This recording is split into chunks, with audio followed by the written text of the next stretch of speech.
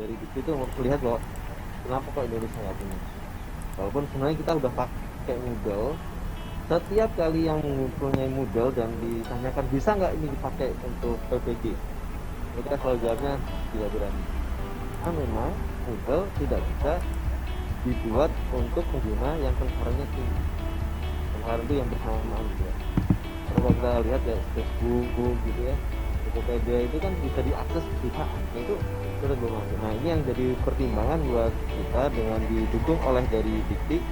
Oke, tolong dari ITB untuk kembangkan. Enggak, tolong di itu Kak Hari di full previewnya.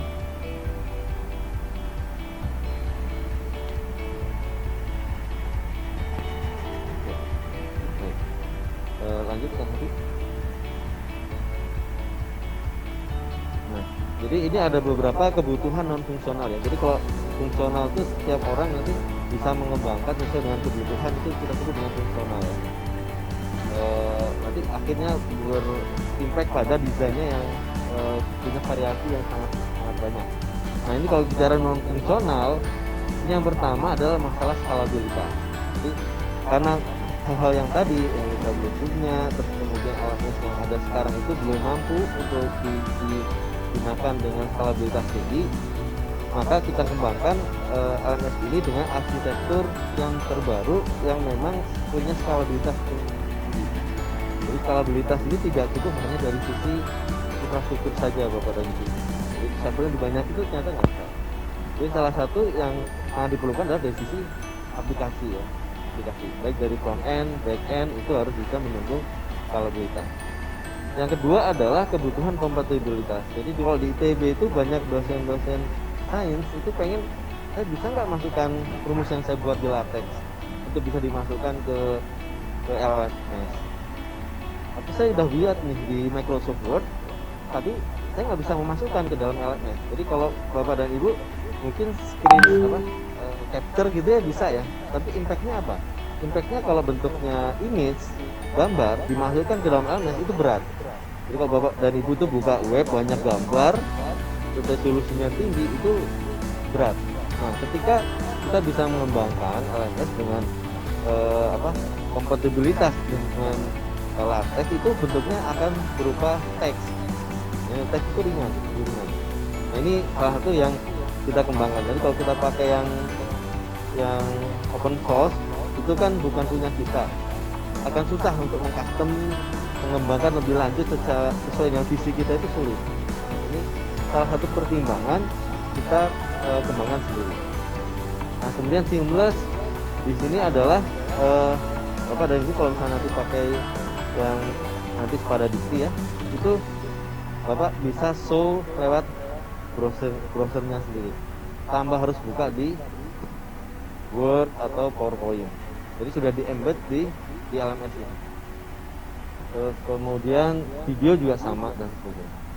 Nah expandable ini adalah bisa dikustomisasi ke depan. Jadi kita punya visi ada virtual lab, punya visi kayak virtual reality yang bisa terhubung di LMS. Jadi karena kita kembangkan sendiri, probabilitas kita untuk menggunakan kalau mendengar dari setiap diskusi sih rencananya 2 Mei gitu ya, 2 Mei itu mau di launching bersamaan dengan Hari Pendidikan Nasional. Nah namanya sampai sama ya, SPADA, tapi di sistem pembelajaran dari pendidikan tinggi. Ini yang akan dipakai oleh seluruh perguruan tinggi. Ini posisinya sebenarnya bukan berarti menggantikan LMS yang ada di perguruan tinggi Bapak dan Ibu. Jadi ini untuk tahap awal ini direncanakan untuk MBKM berkaitan dengan misalkan mahasiswa mau mengikuti pembelajaran di kampus yang lain. Jadi kalau Bapak dan Ibu nanti berkontribusi di pada Dikti, mata kuliahnya itu bisa diakses oleh mahasiswa dari perguruan tinggi. Nah ini juga jadi visi pemerataan pendidikan ya. Ada yang bagus di sana bisa diakses dari wilayah yang bagus. Ini salah satu. Dengan pertukaran pelajar ini memang prosesnya berbeda ya. Memang prosesnya berbeda. Jadi nanti akan ada proses bisnis juga yang akan ditambahkan di dalam pada Dikti untuk membantu administrasi dari dari administrasi pertukaran pelajar dan lain-lain. Nah ini kemudian di bawah naungan Kemendikbud. Jadi nanti yang pada dikti.id ini akan migrasi ke domainnya Kemendikbud. Kemudian nah ini yang tadi sudah saya sampaikan, ini akan jadi pendukung untuk MBKM. Jadi Mas Menteri punya beberapa IKU, nah itu akan diimplementasikan dalam Spada Dikti untuk mendukung efektivitas proses MBKM di seluruh. Baik, lanjut Kang. Ini juga suka ini ya, ada pertanyaan di awal gitu ya, di beberapa sosialisasi kami sebelumnya juga sama, ini posisinya seperti apa. Nah ini mudah-mudahan dengan penjelasan ini bisa lebih jelas. Nah bagaimana sih arsitektur aplikasi dari Spada Dikti? Jadi Spada Dikti ini yang kita sampaikan ini LMS-nya ya, LMS. Jadi Learning Management System-nya yang diamanahi oleh Dikti untuk dikembangkan oleh IPB. Terus kemudian pada Dikti ini juga ada integrasi dengan SSO, di mana SSO ini yang menginisiasi nanti dari Dikti. Jadi ada terkait dengan dosen, SSO mahasiswa juga. Jadi untuk aksesnya nanti dipermudah. Tapi untuk sementara sambil jalan itu kita siapkan untuk proses registrasi di LMS. Nah ini udah connect ke PD Dikti. Jadi kalau Bapak dan Ibu nanti daftar, itu nanti IDN-nya itu sudah akses ke PD Dikti. Tinggal memasukkan IDN, nanti akan muncul data Ibu, Bapak dan Ibu untuk bisa tinggal di submit. Mahasiswa juga sama seperti itu. Nah, jadi itu harusnya untuk administrasi itu ada di AMS ya. Nah, AMS ini yang mengembangkan, ini dari UGM. Nah, ini tahun ini adalah tahun dari tahun integrasi. Mudah-mudahan dalam 1 atau 2 bulan ini integrasi ini bisa berjalan sehingga kegiatan untuk integrasi LMS itu bisa berjalan dengan baik. Kemudian adalah tentang comment center Kemendikbud. Kemendikbud ya. Nah, comment center di Kemendikbud itu juga ingin memonitor proses pendidikan di Spada Dikti. Itu sebenarnya bisa dikategorikan ada 2 ya. Ada yang betul-betul monitoring operasional, ada yang monitoring strategik sebenarnya. Kalau secara strategik, ini berapa perguruan tinggi nih yang sudah terhubung di Spada Dikti, berapa perguruan tinggi yang sudah aktif. Nah itu strategik. Nah kalau operasional tuh misalkan berapa mahasiswa yang hadir, berapa dari Dikti sekian jumlah yang aktif di Spada Dikti.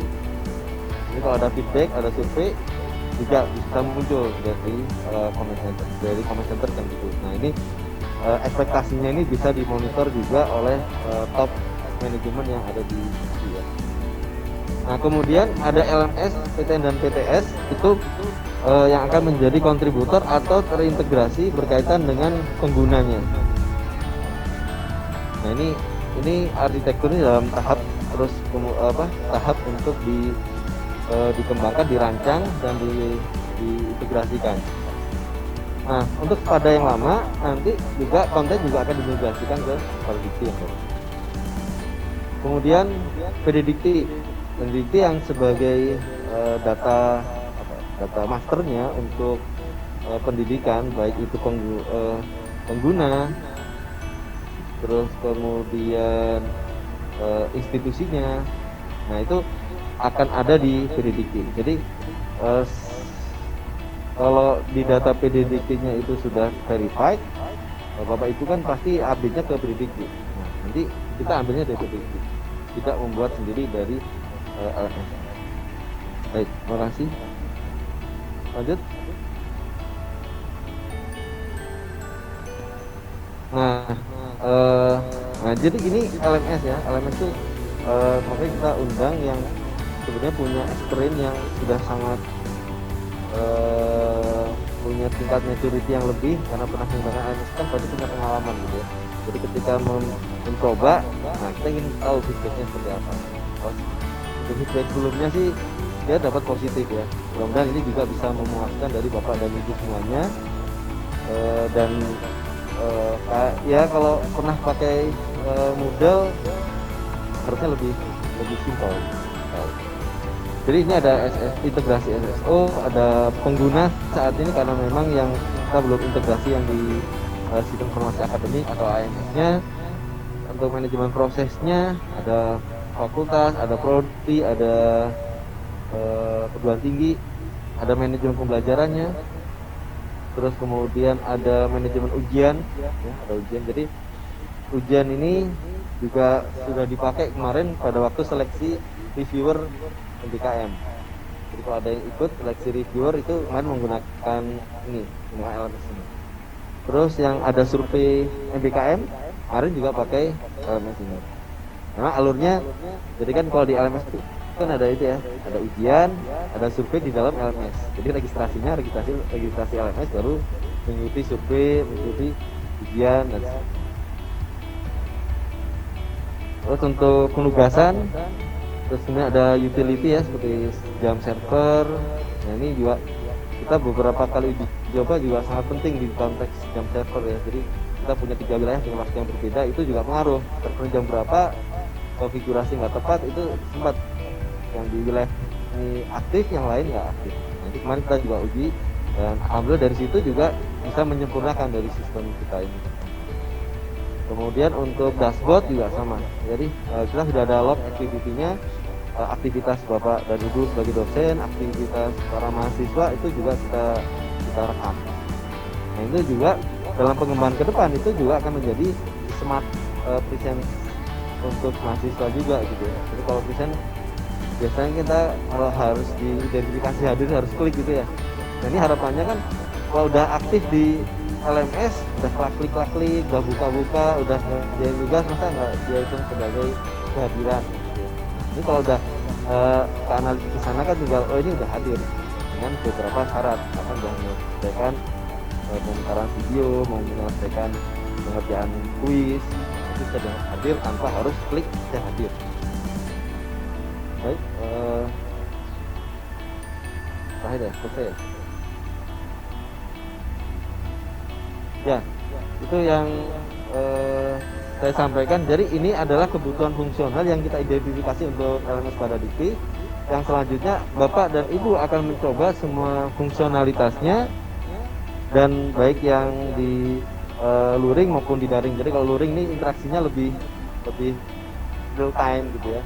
Nanti kalau yang daring pakai chat, nanti dijawab, ini ada asistennya kami untuk menjawab dan ingin tahu feedbacknya juga dari daring, dari seluruh wilayah LMS. Ini itu saja dari saya. Mudah-mudahan Bapak dan Ibu mengetahui gambaran dari terkait dengan Bapak pada Dikti dan juga tujuan dari melaksanakan sosialisasi. Dan terima kasih atas atensinya, dan kami juga sangat berterima kasih sekali atas dukungan dari Dikti. Jadi kita itu sangat berharap, di awal itu kita kirim ke Dikti jam tanggal 2 Pak ya, tanggal 2 Februari Pak. Jadi memang mekanismenya akhirnya ketemu yang seperti ini, dan ini yang paling penting. Jadi kami sangat berterima kasih atas dukungan semua pihak, baik dari Dikti maupun Bapak dan Ibu yang telah bergabung. Saya akhiri, terima kasih. Alhamdulillah, billahi taufiq wal hidayah. Wassalamualaikum warahmatullahi wabarakatuh. Waalaikumsalam warahmatullahi wabarakatuh. Terima kasih Pak Yuli Adam Prasetyo. Nah, sedikit informasi ya. Jadi sistem SMART ini sudah diuji cobakan pada akhir tahun 2020 kemarin dengan melibatkan yang pertama itu ada acara ASEAN Quiz dengan jumlah peserta tingkat SMA dari seluruh Indonesia, dan alhamdulillah sistem SPADA ini ikut berkontribusi mengantarkan perwakilan dari Indonesia memenangkan ASEAN Quiz. Ya. Oke. Nah, juga sistem SPADA ini sudah diuji cobakan melalui acara kuis Harmoni NKRI dengan peserta tingkat universitas sebanyak 2.000 user di seluruh Indonesia mengakses secara bersamaan. Nah, dengan Berikutnya, sistem ini juga dipergunakan untuk melakukan survei Merdeka Belajar Kampus Merdeka dengan user dosen dan mahasiswa sebanyak 200.000 user mengakses secara bersamaan. Nah,